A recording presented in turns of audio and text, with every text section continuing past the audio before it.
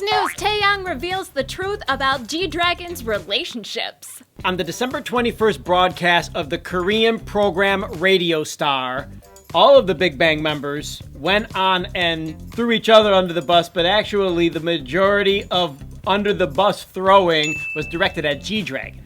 Well, there was a lot of G-Dragon, there was also a lot of Seungri, and a lot of Top. They didn't really throw Taeyang under the bus too much. I don't think I'm the only one in saying that it's very much understood why Seungri would be teased by the other Big Bang members because of the recent events that have happened and been posted on the internet. But the teasing and mild bashing of G-Dragon on public television is a little bit more surprising. Well, I think that this is stuff that people want to know about. They want to know about his relationships. They want to know about all of their relationships. They talked about things like G-Dragon's relationship, and they said that all the sad songs are written because of G-Dragon's relationships and how he never has any luck when it comes to dating. And so Taeyang, who has a girlfriend now, is like, well, G-Dragon used to give me advice, and you can't listen to G-Dragon's advice because he sucks at relationships. But then they flipped it around and said, well, if we had a younger sister, we'd never introduce her to Top. So it's like all of them got bashed a little bit along the dating lines. It was just so fun because it's an entire show of Big Bang talking real. And that's something you don't see a whole lot in K-pop. Like, they talk about Top's problems with his phone and with Instagram, and they're like, Top, why do you post such strange Instagrams? I don't know, this is something I've wanted to know too for a while. And he's like, yeah, I'm probably the most unfollowed person on Instagram. And G-Dragon's like, I almost unfollowed you the other day because he posts these mosaics, and he also posts crazy things like YG got really upset at him because he posted a picture of himself taking a poop on Instagram.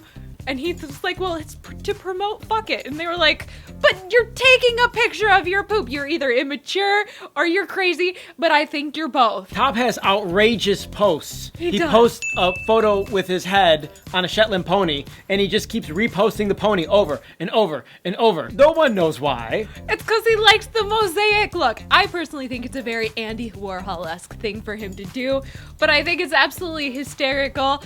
Oh, speaking of Winner and Nam Taehyun, they made fun of Seungri because they were saying, you don't like to go and hang out with us after the concerts. They all go out and eat dinner together. And he's like, that's because I'm too busy doing business. And they're like, yeah, you're doing business, all right. And they're like, you should just leave Big Bang. And he's like, no, I want to stay. And they're like, go join Winner. And they're like, the whole thing is them literally just like effing with each other, and it's hysterical. All of them end up doing things that make each other look bad or make themselves look bad. Kyu-hyun, for example, they all brought gifts and they were to give out gifts. Kyu-hyun's gift was seaweed that he models for in Thailand. We've mentioned this before, but I really think it's worth noting again right now how we're seeing changes in K-pop that we've never seen before, where members themselves are starting to open up a little bit more about not their super private lives, but just the things that happen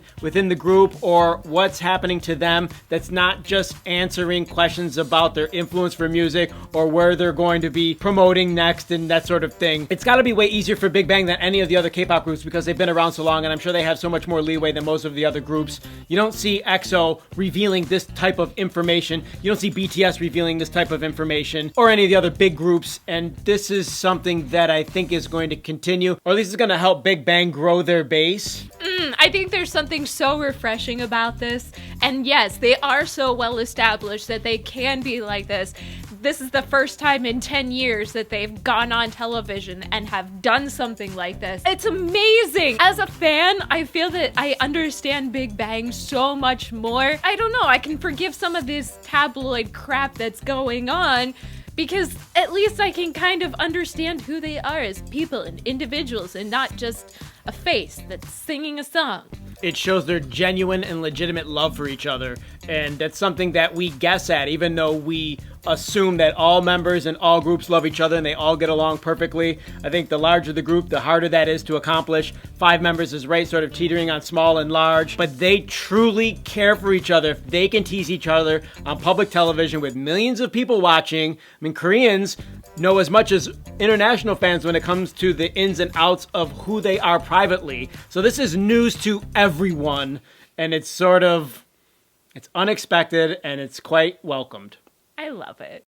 Did you guys hear about this interview or appearance on Radio Star of the Big Bang members teasing each other to the extent we've sort of never seen before? Comments. Who would you like to see on Radio Star doing something similar to this next? Let us know. Click the like button while you're down there. Thank you so much for supporting us. Click the bell for notifications. And don't forget to subscribe for more Hallyu Back news. That's it. We're out of here. Hasta luego. Bye!